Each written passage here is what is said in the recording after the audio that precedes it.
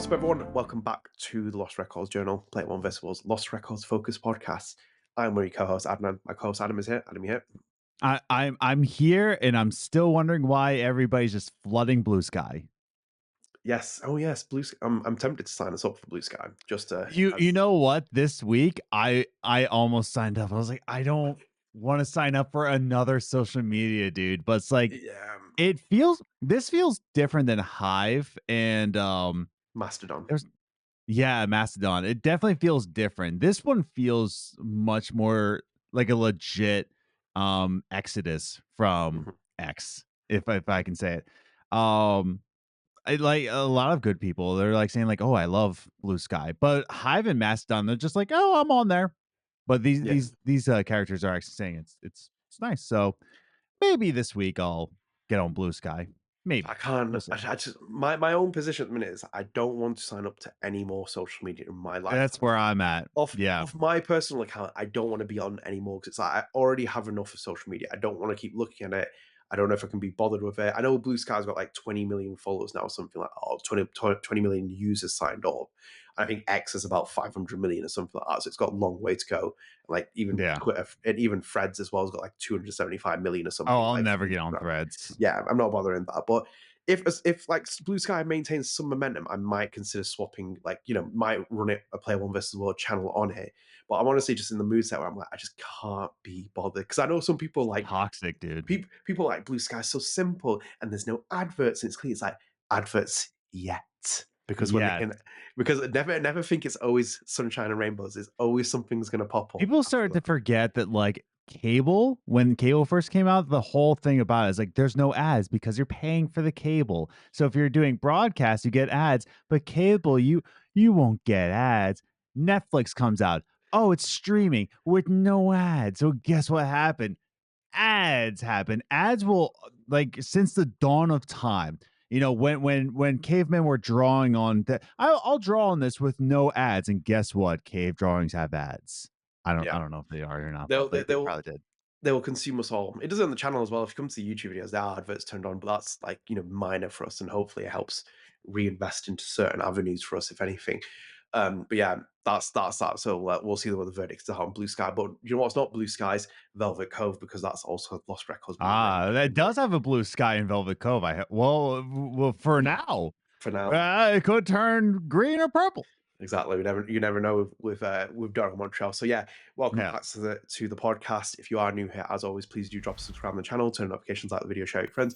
Helps keep up to date with all our Lost Records content. Helps you keep to the Lost Records Lost Records Journal podcast. You get to keep up to date with all the content, and we're available on all podcast services. So we're available on Spotify, Apple Podcasts. About 8 ratings on Spotify at 5 stars. We also have about 58 followers. So thank you so much for that. So yeah, go and rate us, go and follow us, because you get instant access to the podcast as soon as it becomes available on those services.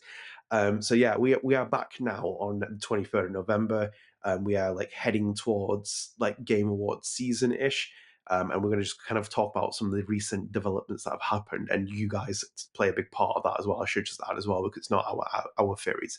There are far more committed people to cracking certain things that have happened. Adam, should we kick things off early here? Yeah, let's crack on. So, yep, and here we are. So I'm going to go to here, Adam. So obviously, I've kind of like collectively pulled this together, and we've talked about it in other podcast episodes both on Strangecast and also on Lost Records Journal. So this is kind of a bit more of a collective of situations that have happened here. So the image on the left, that was basically people got sent that image via, I think, Hmm. Twitter, or yeah, it was mainly on Twitter, or X as they call it now. And I think people interacted with one of the posts that they've done, and people who interacted with the post got this screenshot with, like, I think it was like a number, it was like number 97 and 98. It was like a number which is glitchy and stuff. Hmm. So you got that as a rave. And then obviously we got the Birds of Michigan poster, which we've had before. And on that as well, now we have the Raven, which is kind of like, a bit more staticky. The website we'll come on to in a second, because we've already done that. And then also I made a graphic here, which is obviously, as you can see, there's Marin, the brand manager. You have Luke, who's a studio executive producer. You have Michel Coe, who's the studio creative director on the game. And obviously their profiles have changed, as you can see there with the wording and stuff. It's all been glitchy. So it's kind of I love obviously, how all their profile pictures change, but Luke's like, nah, yeah, no, I'm holding the line. This will be my beard forever. maybe that's part of the enigma. Maybe that he keeps his profile purpose like that. Maybe. Yeah. So Maybe. Yeah. no, I think yeah, I love I think it's more even for like Michelle as well. Like they've still got the graphics during the top of their banners, and it's like Michelle's like, Yeah. nah, I'm going full out of here. And happy birthday to Michelle as well. It Yes. Happy was his birthday, birthday Michelle. recently, so yeah, so that was that, and then obviously I think I'm going to pull this up, and this is full credit to the people at the Lost Records Bloomer Rage subreddit or Lost Records subreddit. This is all credit to them because they've been doing incredible work there.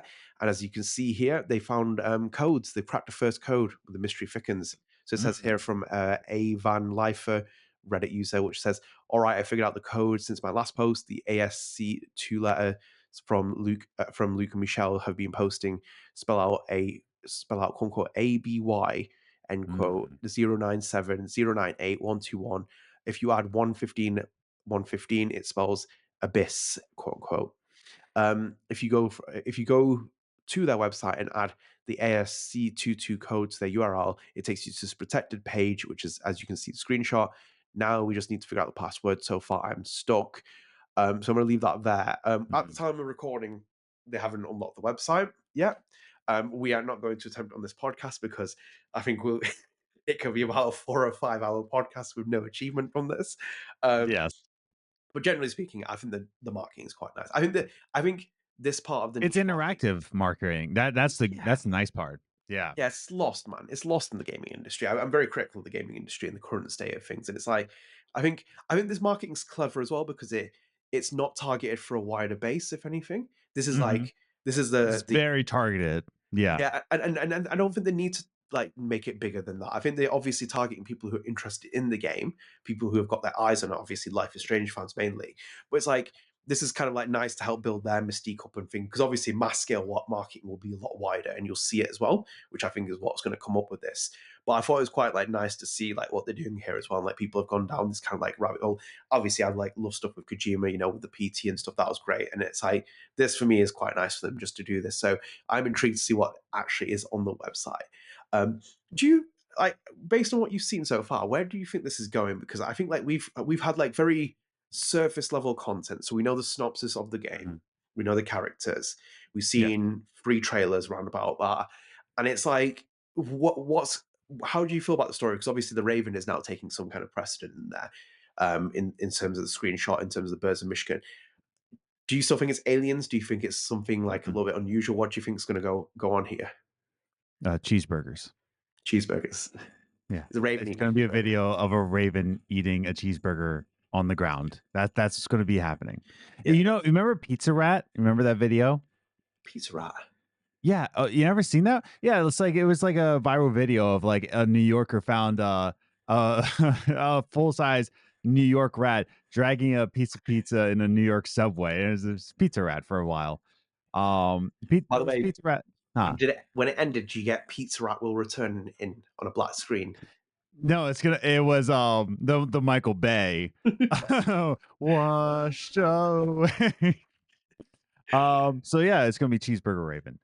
Um there's a lot of indications for the Raven. There's a lot of lore behind the Raven on a lot of different things, right? It is a signifier for death. It's also a signifier for life as well. It has a lot of Viking lore. It has a lot of Edgar Allan Poe lore.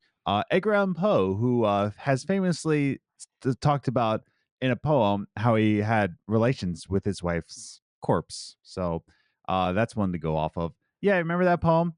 Everybody doesn't want to talk about that poem. They want to talk about the Telltale Heart, but they don't want to talk about the poem where he visits his wife's tomb. And so the Raven is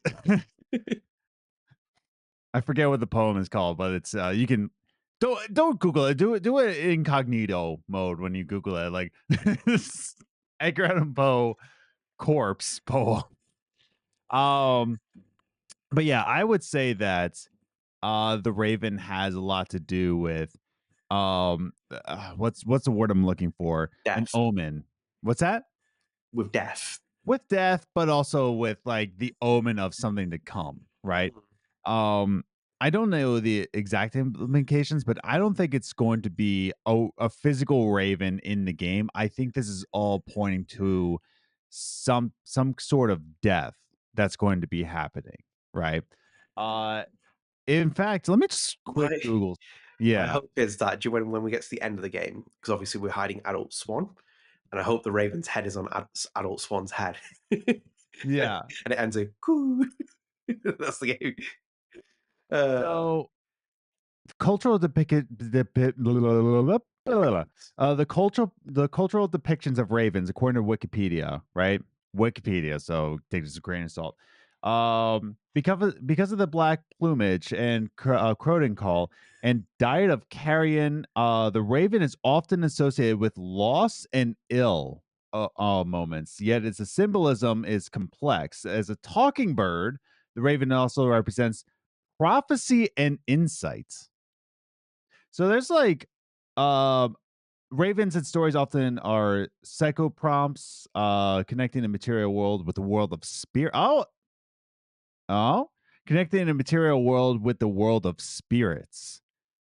Now there's an indication, right? That's what I mean. There's a lot of lore behind the raven with a lot of different cultures. So I'm okay. My vote now, if we're reading that last sentence from the Wikipedia, um ravens and stories are connecting to the material world with the spirit world.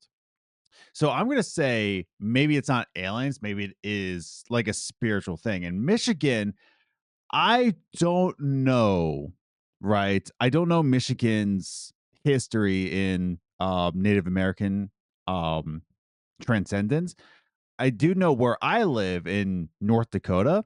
There's a lot of like native history here. If you especially go to like Wyoming, Montana, like these kinds of states have a lot of like Native American history.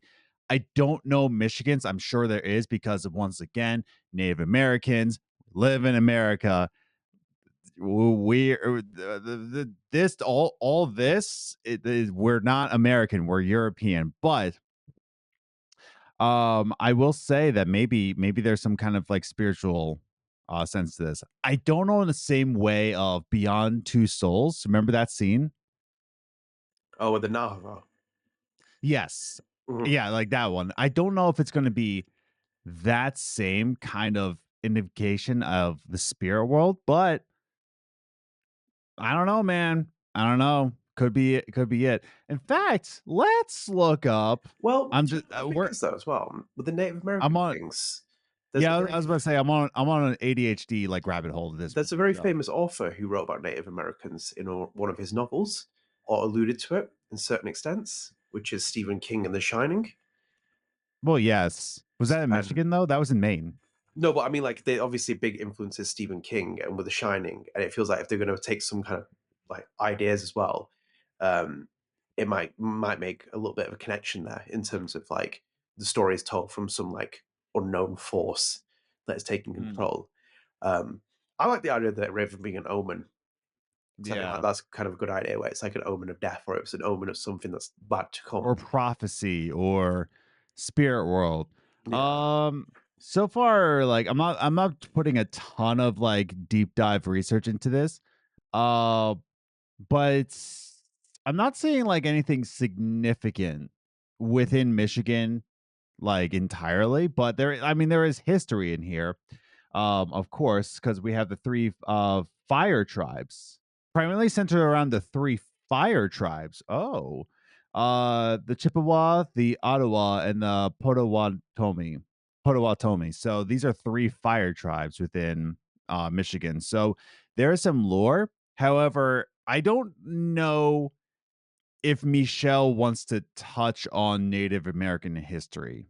I don't it's not like I don't think he's scared to, but I don't think that's really like his repertoire for like that kind of spirit world Mhm. kind of depth. I think he's more of like the supernatural than he is of the spirit world. Does that make sense? Yeah, he's not like David Cage, like where David Cage would want to talk about it as he does in Beyond Two Souls. But I think like Yes. Michelle would be the kind of person that would talk about it, but it'd be like an unknown force that's awakened because of it. So they're not Yeah. directly involved in the scenes. They're not shown in the scenes. Because I think in itself it's funny you mentioned that Beyond Two Souls thing up, because that is such an underrated scene in any game as well. The Navajos, man. Yes. It's like it's freaky as well. It's like freaky in a scary horror element way. There's some scenes where Mhm. they just pop up and you see them, and it's like, do you like the kind of Yeah. spiritual kind of style figures? And even the sequence where you have to like kind of like purge the area of like the Navajo tribe or whatever. It can't remember. It's been a while since I played that game. I really enjoy that game. I think it's a good game actually. Oh Um, yeah. but I think like that my kind of idea is what you're saying as well, and I think more so on the idea of like what Stephen King does with The Shining, where it's like, you know, it was based on an Indian burial ground, for example, like, you know, that the hotel is built on that. I think that could be an idea for them where it's like surface level, it's something to do with that history, and it's like the whatever it is, the force, the power that's awakening inside that has like Mhm. brought itself into the world. So basically, what you're doing is you're contextualizing the history of something, of like some kind of event, but you're talking more about the power that it evokes, the like, you know, the driving force, but like an unknown power that's kind of like surging into the world in some way, shape, Yeah. or form. So because obviously, I don't think if you went down that route where you do with like what David Cage does, then you have to start explaining Navajo and tribes and Native American history, etc. Same with like Stephen King as well, when it's kind of like surface level. It's like it's built on Indian burial ground, it's gonna like people have these kind of feelings about being in this place.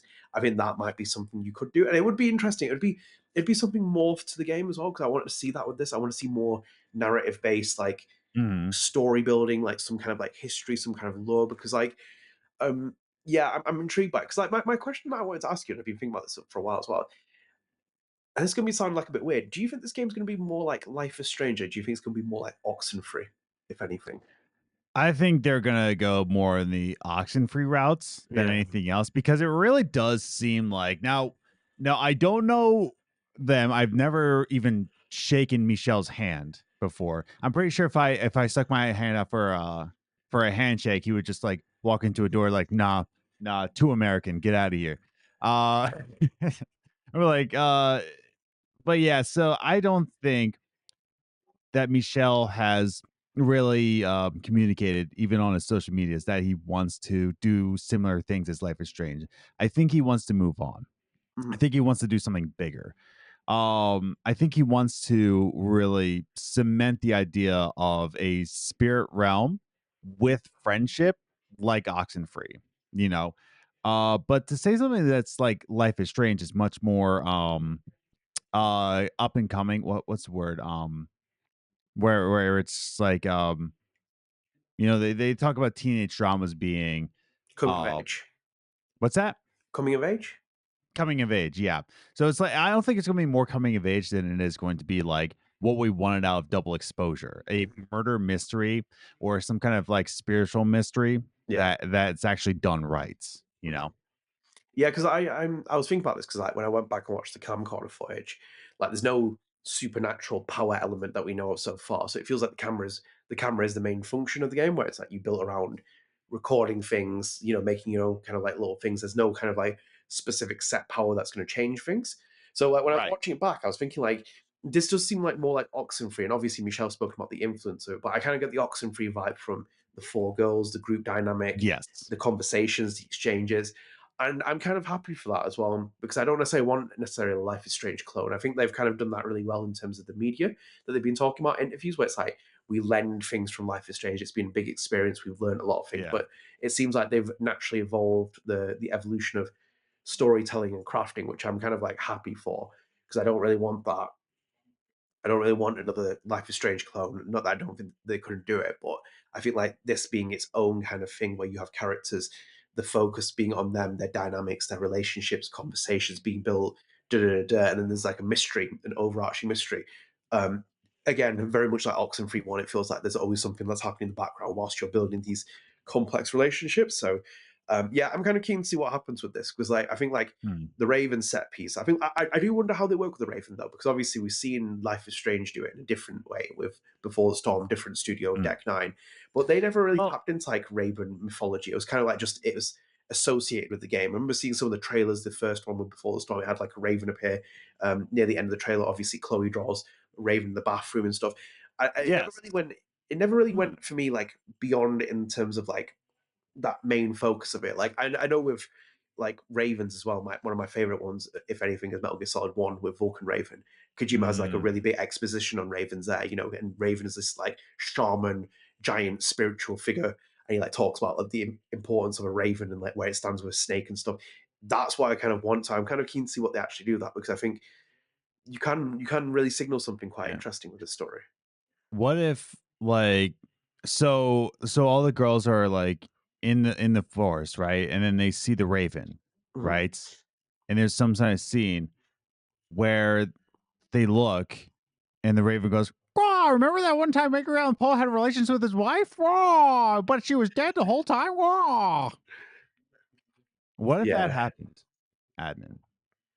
Well, Do you the think it's ESBR gonna is gonna maybe the ESBR is gonna rate the game up a bit more to 18, which might like hurt their sales. It's like yes, in the ESBR summary, Raven talks about Edgar Allan Poe and his wife, and it's like it's like that's the increase in the rating.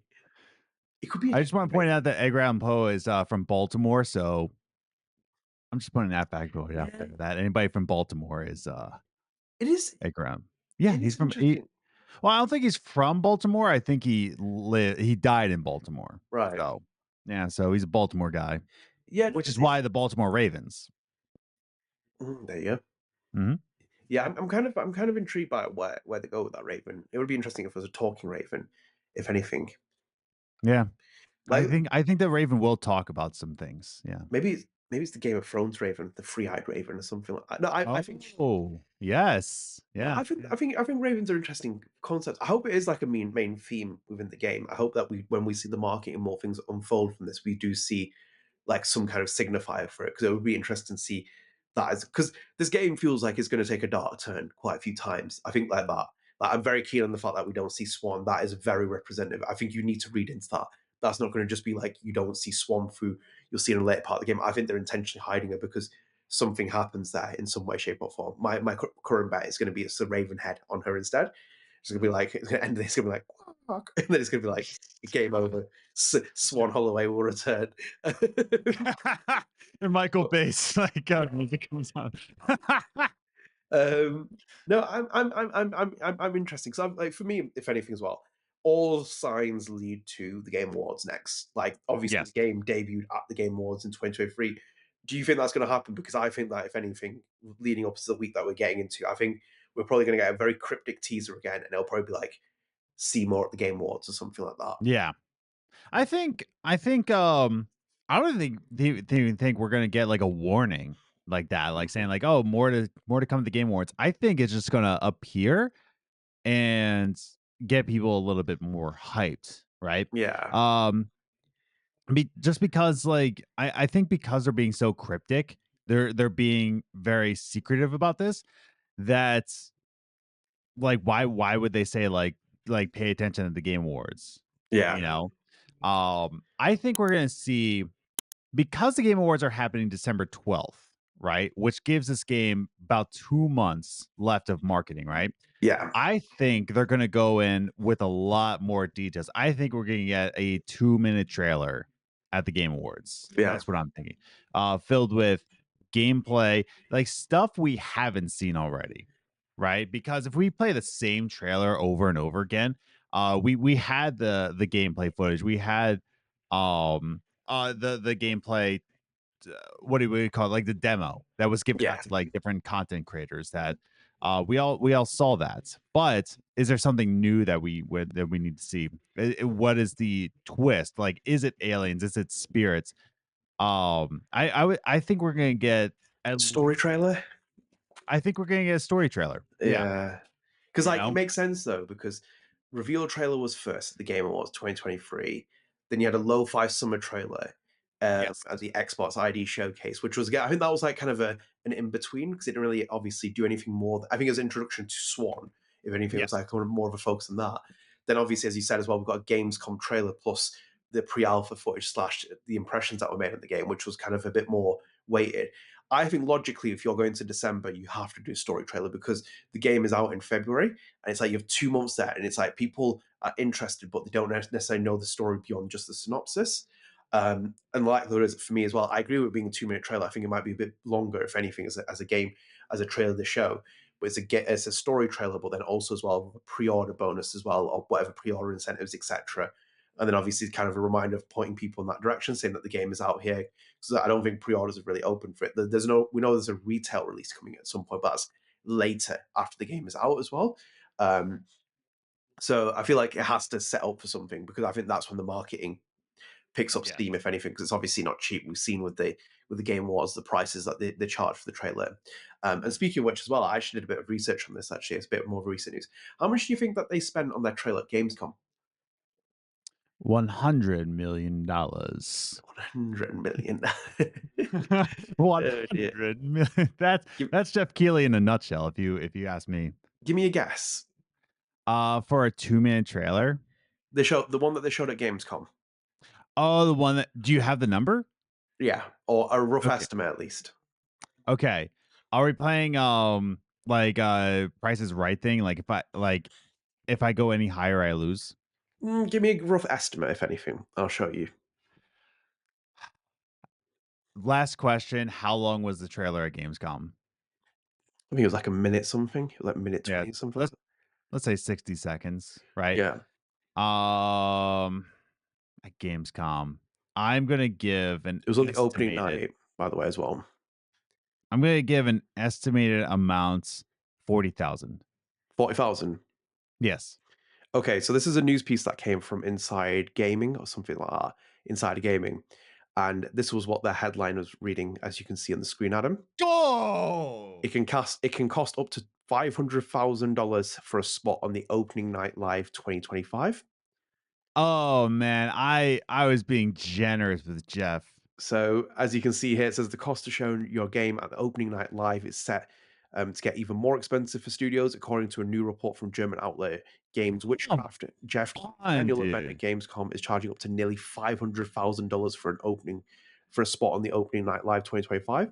The report claims that starting prices at 146,000 160 146 800,000 euros dollars for a 30-second ad and rises to roughly $487,000 for a 180-second 3-minute ad based on the Come currency conversion rates at the on, time of writing. dude.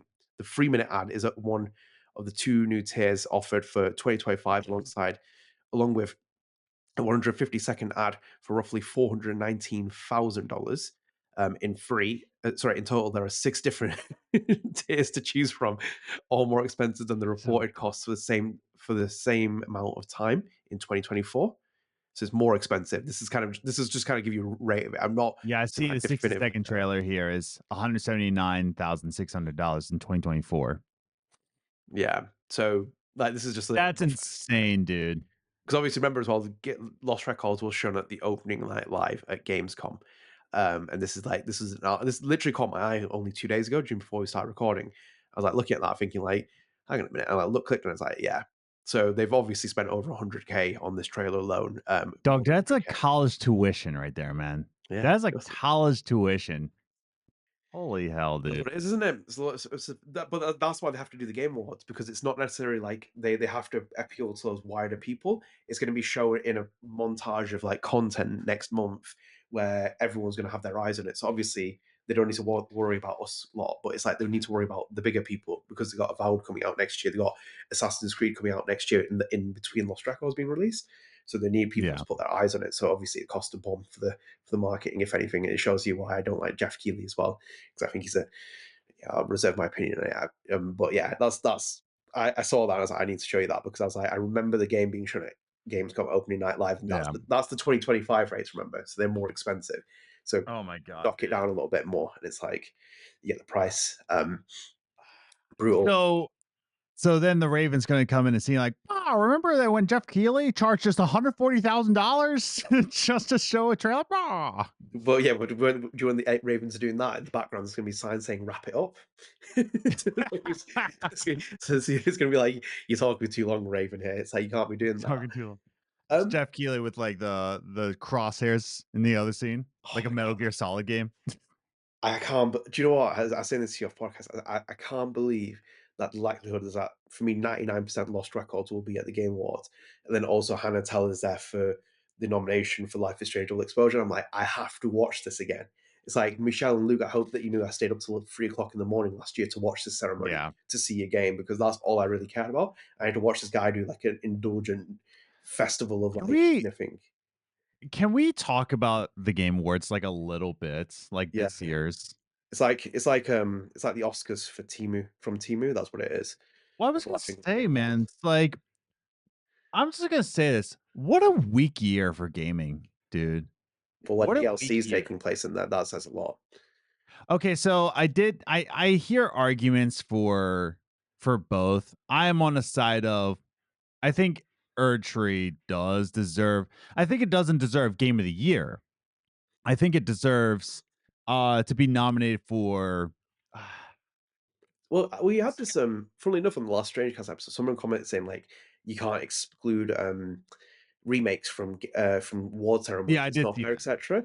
And I'm like, okay, fair enough. My kind of point was on that was that it's Game of the Year should never be in nomination for that because you do remake certain elements of a remake, but ultimately it's unfair for it to ever win Game of the Year, considering it's Like maybe even basically best game direction for Erdtree, you know? yeah, But like game of the year, you're talking about a game that's within a game. yeah. Well, You know what I mean? I had a friend that said, like, for example, that game's been nominated, like the Elden Ring DLC's been nominated for Game of the Year, but it's like Yakuza Infinite Wealth has been knocked out of there now as a potential. And it's like that Yep. should be in there. It should not. DLC does not constitute Game of the Year because not like because even for example in the history of like great DLCs like Farewell from Before the Storm or like Yeah. Minerva's Den from Bioshock 2, great expansions, great content, Or the Ollie Ollie World expansions. or that. Anything that's an expansion is its own thing. Create a category for it, or create it into put it into other characters. So for example, if it has good music, fine. It's not Game of the Year. It doesn't work like that. It's just a weird.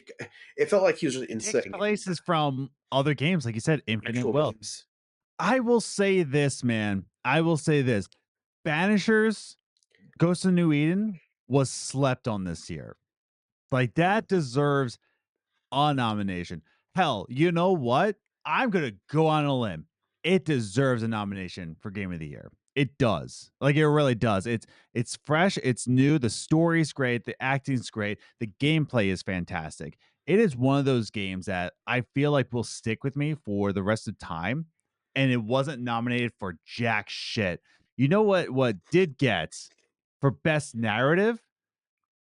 Like, okay, well, I'm looking for best narrative. Like, okay, that's not fair because all those are great. But like, I made the argument that should have been in best action adventure, and I would have replaced it with Silent Hill 2. Like, sub out Silent Hill 2 because action adventure Silent Hill 2. You know what I mean? Like, that's not action. The whole point of Silent Hill 2 is that you're running away from the action. Yeah, Like, you need to run away. Like an adventure game, even as an adventure game, like it's like, are you clarifying to me that Silent Hill 2 is in the same realm as Tomb Raider games? You know yeah. what I mean? I would have subbed out Silent Hill 2, put in Banishers because that game was slept on. Worst nominations, dude. Like I do not like any of these nominations, man. Well, Well, for best, I mean in a whole of yeah. like the nominees. Yeah, Yeah. but it's a bad year for gaming, though. It's a bad indictment for that. It tells you the list of games that you have on there. But then again, like Yeah. it makes questions like when you move It's to like the Elden Ring. same games over and over again in this one. Like there's no diversity in There this isn't. year's They categories. push everything back to next year. That's why all these publishers are going to start fighting with each other, to try and get some space to release their games because they've all missed 2024, which is for me a golden year to release a game because you're more likely to get people to watch it or play it. I.e., for Yes. example, like the Life is Strange game, they released it in 2024 to get the advantage on there. It's like Yeah. why would they release it in 2025 when it's going to be bustling and hustling for like games? But it's like with DLC though, for example, that should not be in there because it's like think about it as well. Think about it in the same way with Banishes. This is a donut game. It's not going to be in there because it's not sexy enough compared to the Elden Ring DLC, I for don't know, man. example. Some of the scenes I saw in there were kind of sexy. Well, there you go. Well, Yeah. Remember that video I first sent you? I was like, whoa, we're starting with this now. Oscar Gilbert didn't think it was sexy because he wrote down the assets for it. It's like it says volumes about like what they're doing there. It's like it's just a Yeah. shame because basically it's like think about it this next year. Think about I know there's an indie category like the game was, but think you've lost records since Ultimate Jam, but then loses out on a place in the next year's Game Awards because of some DLC piece that comes out. It's like hang on a minute, is that fair? Is that really fair? It's just weird. That's what I mean. I'm not really judging Shadow of the Erd Tree to be nominated for anything because from what I've heard, it sounds like it's amazing. I tried to play Elden Ring. It's just not my kind of game. Yeah, Like I don't really vibe with it. Uh But to have game of the year, dude, like it's DLC. It's not it shouldn't be game of the year. Best direction, maybe, but game of the year, no. By the way, I did votes and Balatro. Come on. Balatro. Lotro. Always Balatro, dude. I'm gonna be vote. You know it's gonna go to Rebirth though. Like it's Yeah, gotta go to Rebirth. I swear, dude, if Shadow of the Erd Tree wins game of the year, I'm done. Like I'm absolutely done. I'm yeah. cooked. I think Did you see that Black Myth Wukong got game of the year at the Golden Golden Joysticks? joysticks, yeah. The golden Yeah. joysticks are the first indication because it's like even with Brianna White winning it, there it's Yep. like it's we'll come on to that for another time because I think we'll talk about Hannah's nomination on the next Strange Cast episode because there's one Yes. due before it comes out. Yeah, I think like it's just it is what it is. Like game was the game was, but that's why Lost Records will be there. They're gonna have to be Yeah. there. They need to show the game because everyone's got their eyes on it, whether they like it or not. They're gonna be watching that ceremony. I'm not looking forward to. I'll be flipping between that and Avowed. I'll be just like boom, get a little bit of Avowed, a little bit of Lost Records, a little bit of Avowed, a little bit of Lost Records. Are you gonna watch the Game Awards live? I have to. I have to. I Fine, have I to. don't wanna watch it, man. I don't- Let's see. What watch and then what time is it on? It's on the 12th of Um, December, I believe. so it's gonna start Thursday at 6:30 p.m. That's the other thing, man. D- Jeff, Jeff, if you're watching this, can you not make it 4 hours, dude? 4 hours last year. It was 4 hours. I was like, Jeff, this could have been an email. It's the Oscars for the games industry.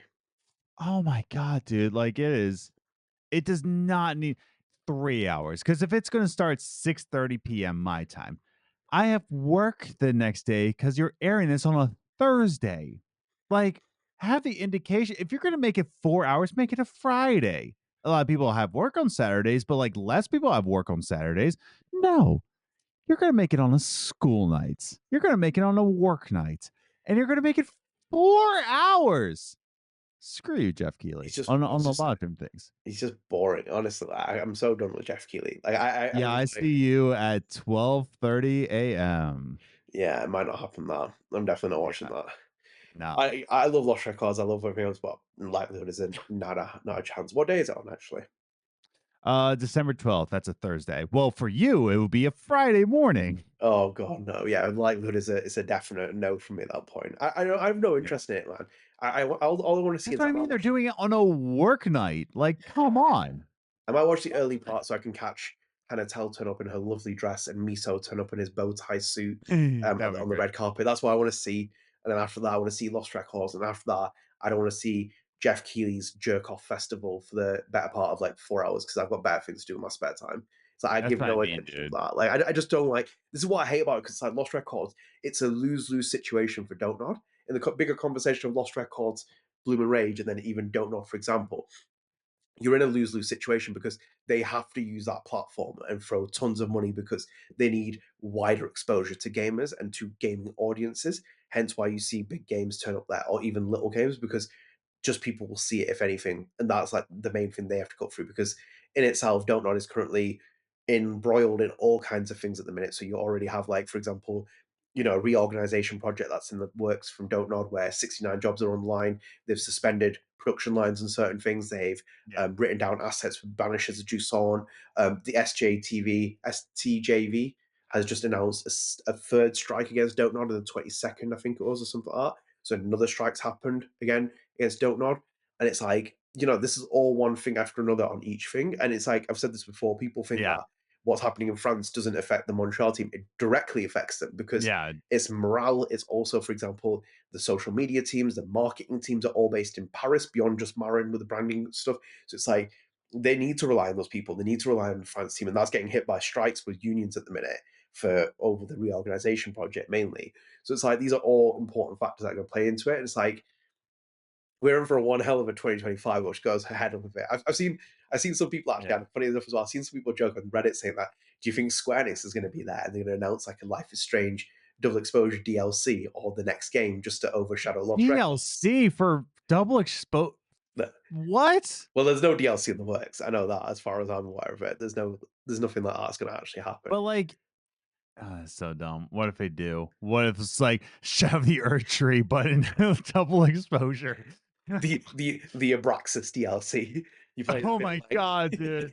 Oh, Well, no, some that'll be people funny. actually said it there. They were like, maybe they announced something to like take this light away from Lost Records. Like, it's like you announce the sequel for like Life is Strange Double Exposure, and it's like I don't see that happening right now. It's too No. early doors at this point. It's like we're more if anything, Yeah. I'm still waiting Yeah. for the sign where it says John Stout will return. That's what I'm waiting for in the text. If anything, that's going to be the one where I see it.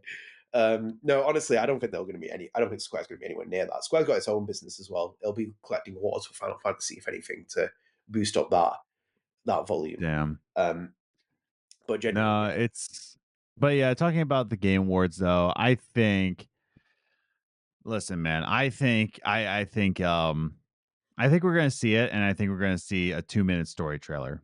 yeah, yeah. Yeah, I think we have to at this point because we're 2 months away at the Game Awards. We'll Yeah. be 2 months away. You're fighting against we've discussed this every Lost Records podcast. What you're fighting against in February alone. You're fighting against me. I am excited for Avowed. Like I am so pumped for Avowed. Like the Yeah. closer I get to Avowed, the more happy I get, and I haven't been happy in a long time, friendo. That's not true. I'm married. I'm married. Very happy. Happy married man. Uh, but yeah, like I'm getting excited for Avowed, but I'm also happy for Lost Records. But there's a lot of people who don't even know Lost Records is a thing, dude. Mhm. People who say they're excited for Lost Records and then they just kind of forget about it. It's like, no forgetting, no forget. Um, I think they're trying to fight for the March release, the second one, the second tape, because that's Yeah. where it'll be a complete story. Um, but that those first initial sales happening in February, dude, it's a battleground in Yeah. February. It's an absolute battleground. We'll see. I think they're banking on that month gap to get some interest where people stream it or they live stream it or they let's play it. People talk about it, etc. I think they're hoping that it has that same Life is Strange kind of trajectory where people start getting interested because the first part's out.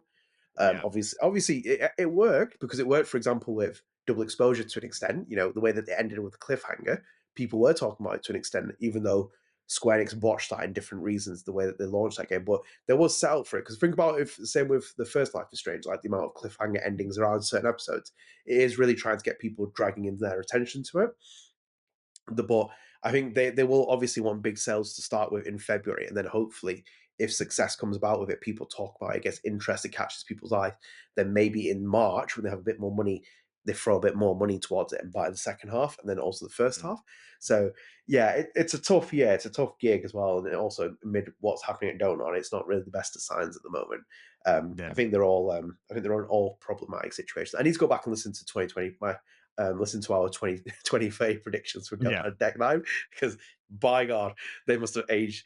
I will do that for an episode at some point because we'll go back to them. But by God, I did not expect Deck 9, Don't Nod, and even Square Enix to be in the financial state that they're in right now going into 2025 because it's not looking No, very good. it's shocking, man. Yeah, And like I said before, Michelle Coe is in the exact same spot as he was in 2015, man. But in a if not different, worse. If not yeah, worse. it's worse. Because the Yeah, expectations are even bigger now because it's like you've worked on Life is Strange, you have some reputation behind you. If this game doesn't deliver, yeah, it's going to be some big question marks among how people feel with things. It's like there's not necessarily people like you have that don't know Deck 9 war kind of thing where people take sides, and I've always been like, whatever, I'm not too fussed about who makes it. But it's like this could be like one way for drag Life is Strange fans in it, and are they really going to sway over? Did Double Exposure do enough for them to save them and stuff? These are all questions to be asked about. It's like we've got a good couple of months ahead of us to work out what happens here. But I'm interested to see what happens. I'm interested to see the Game Awards in terms of what they show there, and obviously, I think it is going to be a story trailer. I think then we'll probably get character trailers going into mm, January, February. It's like we get an exposition on each character because mainly it's been on Swan slash whichever variation of characters. But I think we'll get a bit more of a deeper dive in that. So yeah, I'm looking forward to story trailer and seeing what we get from there. Um, definitely. it's mysterious, it's mystiquey, it's a new game. I'm excited for it in those respects. Like compared to other games, I'm just like whatever at the moment. But yeah, fingers crossed. We'll keep you up to Yeah, date with it. yeah, yeah, definitely. Should we wrap up here? I think so. Quo the Raven. Yeah, great. I hope you enjoyed, guys. Let us know what you think. Is it going to turn up the Game Awards? Is it not? What do you think the code is for that website? You know, let us know all your thoughts in the comments. We're excited to hear them. But yeah, Yes. we'll wrap up here. Thank you for joining us. If you did enjoy this video, please drop a like on the video, share with your friends, subscribe, Mm. support the channel, helps keep up to date with all the content you have on this channel, including Lost Records and Hey, even Lost share Records. the link to your enemies, not even your friends, but also your enemies. Yeah, share it to the enemies, share it to the Ravens, share it to everything. It's always helpful for helping us out. Share it to Jeff. Jeff, Jesus Christ. Yeah, and yeah, also as well, Lost Records Journal available on all podcast services. So check us out on there. We're available on Spotify with the video version. Rate us, download our episodes, follow us. It keeps you up to date with all the episodes as soon as they become available. And also we're available on Apple Podcasts, etc. Do stay tuned for that so you can get access to all your content straight away. Yeah, and thank you for the last episode as well for Lost Records Journal. It hit over 1,000 views on YouTube, which is mad. That was the first time it's done that as well. So thank you for that. And also as well, yeah, stay tuned for Strange Cast as well. That'll be back next week after this episode's released. That'll obviously, if any Lost Records news appears, we'll cover that in there. But yeah, thank you for the support recently. It's been great. We're almost at 1,500 subscribers, so that's amazing to see. But yeah, stay tuned for the next Lost Records Journal. Until next time, take care, guys. See you later. Bye. Bye.